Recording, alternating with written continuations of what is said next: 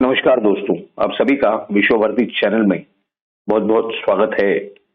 दोस्तों, आज के इस खास एपिसोड की शुरुआत हम करने जा रहे हैं एक कविता से। ये कविता थोड़ी सी पुरानी है, लेकिन ये आपने सुनना जरूरी है क्योंकि ये प्रधानमंत्री नरेंद्र मोदी जी और उनके भाषण से इसका बहुत ही ज्यादा गहरा संबंध है। तो आइए पहले इस कविता को आप ध्यान से सुन लें, उसके बाद हम आपको महत्वपूर्ण जानकारी देंगे। मन में डॉलर को बसा के फिरती है भारत की अहिंसा। खादी की केचुल को पहनकर ये केचुल लहराने न पाए। ये भी है हिटलर का चेला, मार लो साथी जाने न पाए। कॉमनवेल्थ का दास है नेहरू, मार लो साथी जाने न पाए, मार लो साथी जाने न पाए। इस तरह की एक कविता है। इस कविता को लिखने वाले कवि का नाम है मजरू सुल्तानपुरी। दोस्तों, इस कविता में नेहरू को कॉमनवेल्थ का दास बताया, यानी जवाहरलाल नेहरू को, भारत के प्रधानमंत्री को। इसके लिए ये साहब को, मजरू सुल्तानपुरी साहब को 1 साल का कारावास, यानी 1 साल इन्हें अंदर रखा गया। 1951-52 के दरमियान इन्हें अंदर रखा गया। उसके बाद जब वो बाहर आए, उसके बाद मालूम हो रहा है कि वो 48 साल और जिए और उसके बाद सन 2000 में उनका स्वर्गवास हो गया। दोस्तों, आज हम जानबूझ के आपके सामने ये मजरू सुल्तानपुरी का किस्सा और उनका नाम ले रहे हैं। वो काफी बड़े प्रसिद्ध बॉलीवुड में लिरिसिस्ट रहे हैं। ये जानबूझ के क्यों आपके सामने हम ये जानकारी रख रहे हैं? क्योंकि आजकल बहुत सारे लोग हैं, बहुत से लोग हैं जिन्हें आजकल डर लगने लगा है अचानक से। अवार्ड वापसी करेंगे, पता नहीं क्या क्या। लेकिन अब देखिए, अचानक शाहरुख खान को डर लगने लगा है, आमिर खान को डर लगने लगा है। ये हिंदू लड़कियों के साथ, स्त्रियों के साथ शादी करते हैं, फिर उनको तलाक दे देते हैं, डिवोर्स कर लेते हैं। एक और है नसीरुद्दीन शाह, उन्हें भी अचानक से डर लगने लगा है। क्या ये माजरा है आखिर में? इस देश में क्या चल रहा है, ये सोचने की बात है।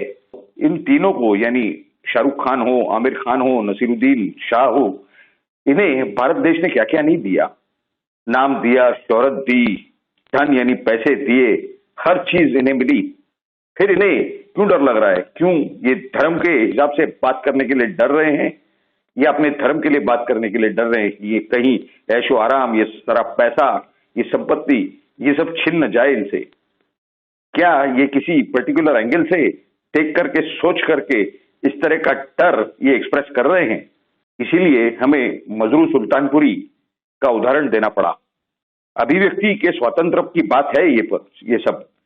अभिव्यक्ति के स्वातंत्र पर जो हमला है, जो गला घोटना है, वो बहुत बाद में नहीं, वो तो आजादी के साथ ही शुरू हो चुका था। फ्रीडम ऑफ एक्सप्रेशन पर डाका डालने का काम, फ्रीडम ऑफ एक्सप्रेशन का गला घोटने का काम, ये आजादी मिलने के साथ ही शुरू हो चुका था। ये कैसे हुआ था, ये तो हम आपको बताएंगे, लेकिन ये तो पूरी जानकारी आपके सामने ही रख रहे हैं। मजरू सुल्तानपुरी का किस्सा है। आपको बता दें कि क्या इन्हें इसके लिए डर लगने लगा है कि क्या अब इनके लोग सत्ता में नहीं है, क्या इसी वजह से डर लग रहा है? ये एक महत्वपूर्ण सवाल है दोस्तों। ये स्पष्ट रूप से दिखाई दे रहा है कि ये सब कुछ सिलेक्टिव है। बहुत ही अलग तरीके से ये सब कुछ सिलेक्टिवली किया जा रहा है, ये स्पष्ट रूप से नजर आ रहा है। सोचिए कि जब मजरू सुल्तानपुरी जी की गिरफ्तारी हुई तो उनके मन में क्या भावनाएं उठी होंगी। ये सब तो उन्होंने बोलना चाहिए था। उनकी भावनाओं की किसी को कदर नहीं। उन्हीं के धर्म के लोग देखिए किस तरह से बर्ताव कर रहे हैं। मजरू सुल्तानपुरी तक रुकना यह ठीक नहीं होगा। देखिए, एक ज्येष्ठ पत्रकार हैं जिन्होंने ट्वीट में कहा कि प्रधानमंत्री मोदी जी ने जो बात कही है, तो ये जो अभिव्यक्ति का स्वातंत्र है, यानी फ्रीडम ऑफ एक्सप्रेशन, इसका कभी गला घोटा नहीं गया, इसके ऊपर कभी डाका डाला नहीं गया। तो इसी विषय में हम आपको बताना चाहते हैं कि किशोर कुमार जैसे गायक, उन्होंने, ये इंदिरा गांधी उस समय प्रधानमंत्री थी, उन्होंने ये जो उस समय इमरजेंसी लगाई गई, इंदिरा गांधी द्वारा गैर कानूनी तरीके से, यानी कोई काउंसिल ऑफ मिनिस्टर्स में, कोई कैबिनेट में पास नहीं हुआ, सीधे उन्होंने राष्ट्रपति को पत्र भेज दिया था। ऐसी इमरजेंसी को, maintenance of internal security act को इन्होंने मानने से मना कर दिया, उसे समर्थन देने से मना कर दिया। इस वजह से उनके ऊपर पूरा बहिष्कार डाला गया। उनके कोई गाने नहीं चलाए जाते थे, उन्हें कभी वहां बुलाया नहीं जाता था और किसी हालात में उन्हें कहीं पर भी एंटरटेन नहीं किया जाता था। इसे कहते हैं अभिव्यक्ति की आजादी, अभिव्यक्ति का स्वातंत्र, फ्रीडम ऑफ एक्सप्रेशन। प्रधानमंत्री मोदी जी ने संसद में जो बातें बताई उसमें कुछ महत्वपूर्ण जानकारी है।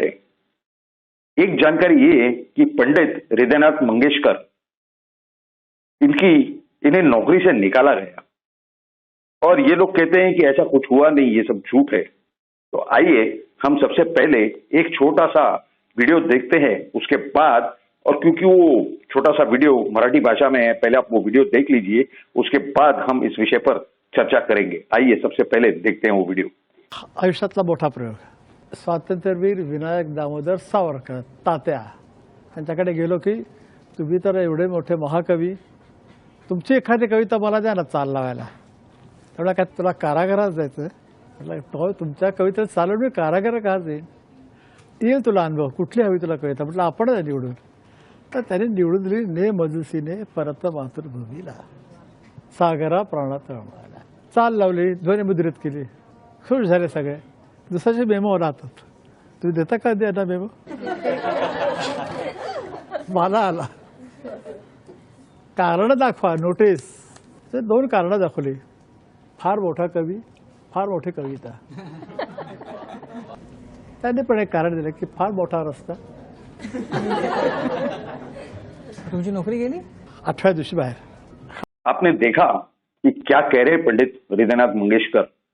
एबीपी माझा पर माझा कट्टा नाम का जो उनका प्रोग्राम आता है, उस पर उन्होंने ये मुलाकात में कहा था कि जब स्वतंत्रवीर सावरकर से वो मिलने गए, उनके बहुत अच्छे संबंध थे, उनकी कविता उन्होंने मांगी तो उनसे क्या कहा गया कि आपको कारावास में अंदर जाना है क्या.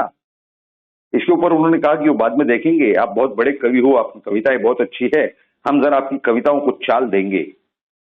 वो होने के बाद में जब ये आकाशवाणी पहुंचे तो उस समय उन्हें सीधा शो कॉज नोटिस मेमो दे दिया गया और उन्होंने जो कारण बताया कि हमने ये काम इसके लिए किया क्योंकि ये बहुत बड़े कवि हैं और इनकी कविता भी बहुत बड़ी थी.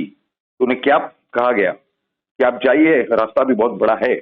इस तरह की जानकारी वो खुद अपने वीडियो में, अपने मुलाकात में दे रहे हैं इस वीडियो द्वारा. तो ये बहुत ही महत्वपूर्ण जानकारी, आप खुद तय कीजिए कि क्या सच है इसके अंदर और क्या झूठ है. देखिए, लता मंगेशकर जी वीर सावरकर जी को अपने पिता समान मानती थी, पिता तुल्य मानती थी, और वैसे ही उनके घराने के संबंध रहे हैं सावरकर जी के घरानों के साथ में. आपको अगर आप देखेंगे 2 दिन पहले हमने इस विषय में जानकारी दी है कि किस तरह से सम्माननीय भारत रत्न श्रीमती लता मंगेशकर जी पर किस तरह से अत्याचार किया गया, किस तरह से इनकम टैक्स उन्हें बार बार सताता रहा. 1947 से लेके 1991 तक, यानी 1991 तक. हमारे ही होम पेज पर आपको वो वीडियो दिख जाएगी, आप उस वीडियो को पूरा देख सकते हैं. हमने उसमें पूरी डिटेल्स दी है, पूरी जानकारी दी है उस विषय में. देखिए, प्रधानमंत्री मोदी जी अपना सब कुछ शेड्यूल, कामकाज तय हुआ, वो सब छोड़ करके लता मंगेशकर जी के पार्थिव के अंत संस्कार में पहुंच गए. लेकिन वहां कांग्रेस के सिर्फ एक नेता भाई जगताप थे, वो भी उनके कोई संबंध रहे होंगे, वरना तो कांग्रेस का कोई नेता वहां पर पहुंचा नहीं, आया नहीं. क्यों नहीं आया, इससे स्पष्ट रूप से सब बातें समझ में आ रही हैं. हाँ, ये मालूम चला कि उस समय राहुल गांधी कहीं प्रचार कर रहे थे, कहीं बीच में रुक करके, क्योंकि 5 राज्यों में चुनाव चल रहे हैं, कहीं बीच में रुक करके श्रीमती लता मंगेशकर जी को श्रद्धांजलि अर्पित की गई उनके और कुछ कार्यकर्ताओं द्वारा. तो इस तरह की ये परिस्थिति है पूरी. देखिए, कांग्रेस, पूरे कांग्रेस को और उनके जो मुख्य परिवार हैं, इन्हें तो हमेशा नफरत रही है स्वतंत्रवीर सावरकर और उनके परिवार के साथ, उनकी सोच के साथ. यानी जिस तरह की आजादी वो चाहते थे वो तो कभी देश को मिल ही नहीं पाई, ये तो स्पष्ट रूप से दिखाई दे रहा है. और ये मंगेशकर का परिवार, ये सावरकर परिवार के साथ बहुत ही घुला मिला हुआ है, इनके बहुत अच्छे संबंध रहे हैं. इसके वजह से ये मंगेशकर परिवार को भी बॉयकॉट करने का काम हमेशा कांग्रेस ने किया है। ये भी स्पष्ट रूप से चित्र दिखाई दे रहा है सबके सामने। हम बताना चाहते हैं, शाहरुख खान हो, आमिर खान हो, नसीरुद्दीन शाह हो, कि ये अभिव्यक्ति की स्वतंत्र है, अभिव्यक्ति का स्वातंत्र है, फ्रीडम ऑफ एक्सप्रेशन है, अभिव्यक्ति की आजादी है। मजरूर सुल्तानपुरी को गिरफ्तार किया गया, अरेस्ट किया गया। हृदयनाथ मंगेशकर जी को नौकरी से निकाल दिया गया आकाशवाणी से। किशोर कुमार, उन्हें बॉयकॉट कर दिया गया आकाशवाणी से। क्या इसी को अभिव्यक्ति का स्वातंत्र, अभिव्यक्ति की स्वतंत्रता कहते हैं? ये काफी महत्वपूर्ण सवाल है, प्रश्न है। देखिए, पिछले 2 दिनों में विश्व प्रवक्ता, माफ कीजिए, शिवसेना प्रवक्ता श्री संजय राउत, जो कि कार्यकारी संपादक हैं सामना के, वो कुछ उल्टा सुल्टा बयान दे रहे थे अभिव्यक्ति की आजादी पर, अभिव्यक्ति स्वतंत्र पर, अभिव्यक्ति की स्वतंत्रता पर। फ्रीडम ऑफ एक्सप्रेशन के बारे में वो बात करेंगे। क्या किया है उन लोगों ने, ये सोचने और समझने वाली बात है। देखिए, इंदिरा गांधी के जो गैर कानूनी इमरजेंसी को इनके पार्टी ने समर्थन दिया था। अब आप बताइए, कांग्रेस के गैर कानूनी कामों को ये लोग समर्थन देते रहते हैं पहले से। अभिव्यक्ति की स्वतंत्रता का मतलब क्या? ये जो इन्होंने किया, क्या किया? स्वप्ना पाटकर के साथ किया, राहुल कुलकर्णी के साथ किया, अर्नब गोस्वामी के साथ किया, कंगना रनावत के साथ किया। क्या ये अभिव्यक्ति की स्वतंत्रता की बात है? ये सिर्फ स्वतंत्रता के बाद हो रहा था ऐसे नहीं है, ये अभी भी हो रहा है।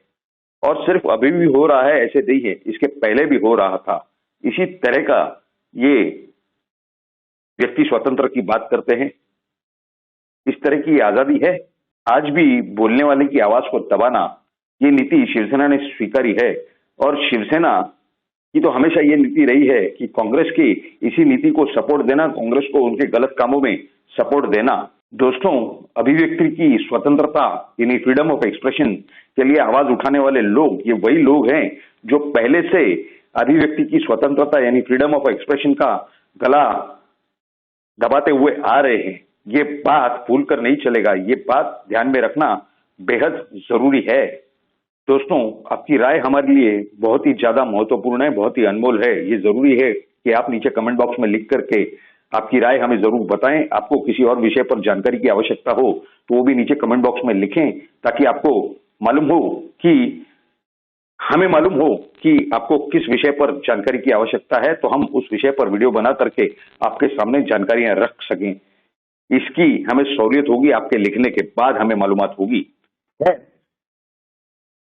आज का ये कंटेंट कैसा लगा, ये तो जरूर नीचे कमेंट बॉक्स में लिखिए। लेकिन अगर आपको आज की ये जानकारी अच्छी लगी हो तो इसे ज्यादा से ज्यादा शेयर कीजिए, ताकि भारत के हर एक नागरिक को, चाहे भारत में हो या विश्व के किसी भी कोने में, उस तक ये जानकारियां पहुंच सके और उसे भी मालूम हो कि उसके देश में ये जनप्रतिनिधि, ये पार्टियों के नेता उनके साथ क्या कर रहे हैं, उनके अभिव्यक्ति की जो स्वतंत्रता है उसके साथ क्या हो रहा है। जल्दी आपके साथ हमारे अगले वीडियो में मुलाकात होगी। आप सभी लोगों ने हमारा इस वीडियो को जो देखा, उनमें से जिन लोगों ने अभी तक हमारे इस चैनल को यानी आप ही के इस चैनल को विश्व भारती को सब्सक्राइब नहीं किया है, तो जल्द से जल्द इस चैनल को सब्सक्राइब करें और सब्सक्राइब बटन के बाजू में जो बेल आइकन का लिंक दिया हुआ है उस पर क्लिक करके ऑल नोटिफिकेशन यानी सभी नोटिफिकेशन को ऑन कर दें, ताकि आपको सबसे पहले हमारे हर वीडियो और हर एपिसोड की नोटिफिकेशन यानी जानकारी प्राप्त हो और आप सबसे पहले हमारा वीडियो और एपिसोड देख करके सही सही जानकारियां प्राप्त कर सके। आप सभी लोगों ने इस वीडियो को पूरा अंत तक देखा, इसके लिए आप सभी का बहुत बहुत धन्यवाद। भारत माता की जय। जय हिंद।